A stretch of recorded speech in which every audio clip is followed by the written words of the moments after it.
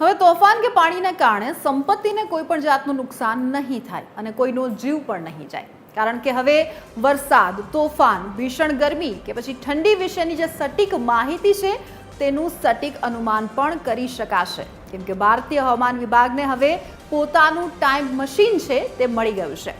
આઈએમડીના આ ટાઈમ મશીનનું નામ BFS એટલે કે ભારત ફોરકાસ્ટિંગ સિસ્ટમ રાખવામાં આવ્યું છે। તેના કારણે લોકો સમય પહેલા જ સાવધાન થઈ જશે અને મોટી આફતમાંથી બચી જશે।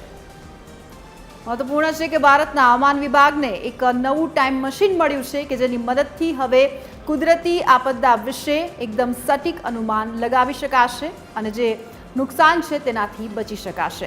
આ સિસ્ટમને નવી દિલ્હીના વિજ્ઞાન ભવન ખાતે લોન્ચ કરવામાં આવી।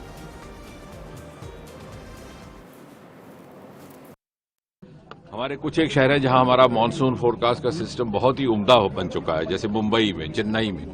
दिल्ली में अभी हमारा थोड़ा सा चूंकि वो प्रोसेस जारी है, तो धीरे धीरे यहाँ पर भी उसी प्रकार की व्यवस्था होगी, क्योंकि जैसा मैंने अभी भी कहा कि हमारी जो परख है, हमारा जो लिटमस टेस्ट है, वो है कि नागरिक को किस हद तक हमारे ऊपर विश्वास है। क्यों हमने वो भी जमाना देखा कि रेडियो में जब मौसम का हाल बोला जाता था तो लोग उसका व्यंग करते थे, उसका मजाक करते थे, वो कहते थे अगर ये कह रहे हैं कि बारिश होगी तो मान लीजिए कि धूप होगी। लेकिन आज स्थिति ये है कि मुंबई जैसे शहर में बरसात के दिनों में छतरी ले जाने से पहले आम नागरिक अपनी मोबाइल पर ऐप पर देखता है कि कितने घंटे बारिश रहेगी, कब रुकेगी।